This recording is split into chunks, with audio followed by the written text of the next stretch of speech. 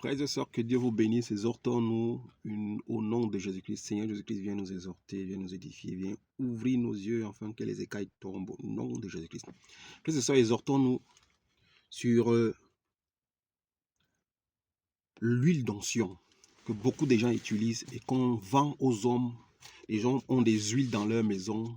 Ils disent, soi-disant, il y a des gens qui se oignent les visages, qui posent les portions d'huile sur leur front, sur leurs cheveux, soi-disant que c'est l'huile d'onction. Ils oignent leurs enfants, ils versent partout dans leur maison l'huile d'onction. Voyons ce que c'est que l'huile d'onction. Est-ce que le chrétien d'aujourd'hui doit encore utiliser les huiles d'onction? C'est ce que nous allons partager, frères et sœurs. Exode 30, verset 22. Commençons là. La Bible déclare à Exode 30, verset 22. Regardons ce qu'on appelle l'huile d'onction selon la parole de Dieu. L'huile d'onction, Exode 30, verset 22. L'Éternel dit à Moïse, prends les meilleurs aromates, 5 kilos de myrrhe, de celle-ci qui coule d'elle-même à moitié, soit 2,5 kg de cinnamon aromatique, 2,5 kg de roseau aromatique et 5 kg de casse, tout cela après les valeurs et talons du sanctuaire, ainsi que 4 litres d'huile d'olive. Tu feras avec celle une huile pour l'onction sainte, un mélange de parfum préparé selon l'art du parfumeur. Ça sera l'huile pour l'onction sainte. Avec cette huile, tu consacreras par onction la tente de la rencontre, l'arche de témoignage, la table et tous les ustensiles des chandeliers. Et ces ustensiles-là,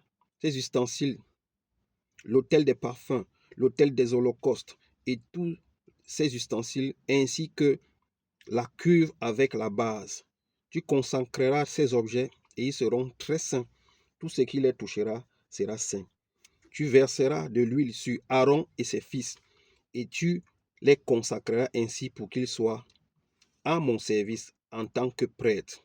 Tu diras aux Israélites, ce sera pour moi l'huile d'onction sainte au fil des générations. On n'en versera pas sur le corps de n'importe qui et vous n'en ferez aucune qui ait les membres, aucune qui ait les mêmes proportions. Au 32, il dit, on n'en versera pas sur le corps de n'importe qui et vous n'en ferez aucune qui ait la même proportion. Elle est sainte et vous la considérez comme sainte. Nous voyons ici, Moïse avait reçu les instructions de faire une huile d'onction qui était pour l'Éternel, pour sanctifier tous les ustensiles, tout ce qu'on utilisait dans la tente et pour l'évangile de Dieu. Tous les objets qu'il devait utiliser devaient être sanctifiés par cette huile. Et il a demandé de sanctifier Aaron et ses fils pour son œuvre. Et au 32, il dit, on ne mettra pas cette huile sur un humain. Il dit, au 32, il dit ici, on n'en versera pas sur le corps de n'importe qui. Dans une autre version, on dit, on n'en versera pas sur le corps d'un homme. Dans une autre version, on n'en versera pas cette huile dans le corps d'un homme. Parce que c'était spécialement pour les ustensiles de la tente de l'assignation et les enfants d'Aaron et d'Aaron lui-même. Dieu interdit ici, on n'en mettra pas cette huile sur le corps d'un homme. Et il dit encore, on n'en fera pas une huile semblable comme celle-ci. Frères et sœurs, l'huile d'onction, comme la Bible dit, la loi, c'était la préfiguration des choses à venir. Le Seigneur Jésus-Christ est venu parfaire toutes choses. L'huile d'onction,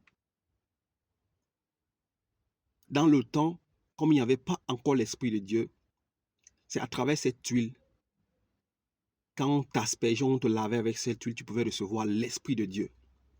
Aaron et ses fils et tous les ustensiles qui étaient dans la tente d'assignation, il fallait qu'ils soient oints de cette huile pour que l'Esprit de Dieu soit sur eux et sur tout ce qui était dans la tente d'assignation. Nous voyons David a été oint par l'huile pour pouvoir recevoir l'Esprit de Dieu. Saoul a été oint par l'huile pour pouvoir recevoir l'Esprit de Dieu. Mais nous qui sommes les chrétiens d'aujourd'hui, nous qui sommes sous la grâce de Dieu, nous n'avions plus besoin de cette huile.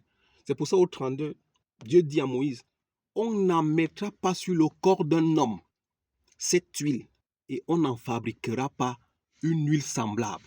Alors vous qui utilisez encore les huiles d'onction, est-ce que vous connaissez les compositions de ces huiles?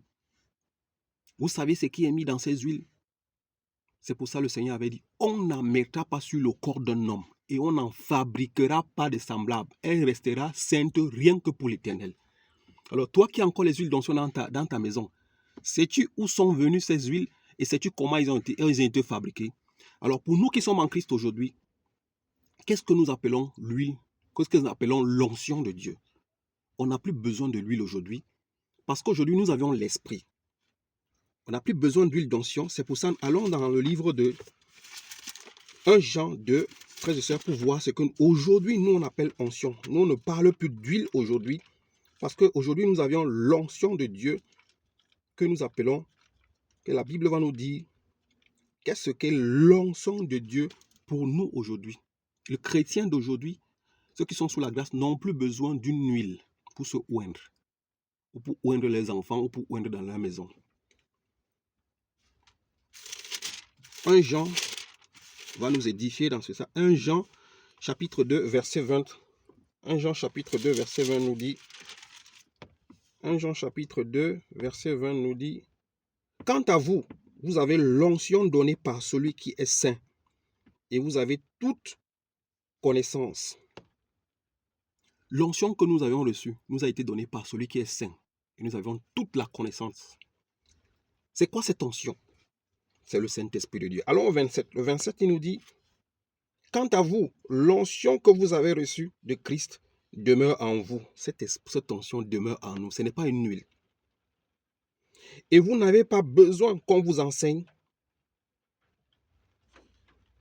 Oh, et vous n'avez pas besoin. Quant à vous, l'onction que vous avez reçue de Christ demeure en vous. Et vous n'avez pas besoin qu'on vous enseigne.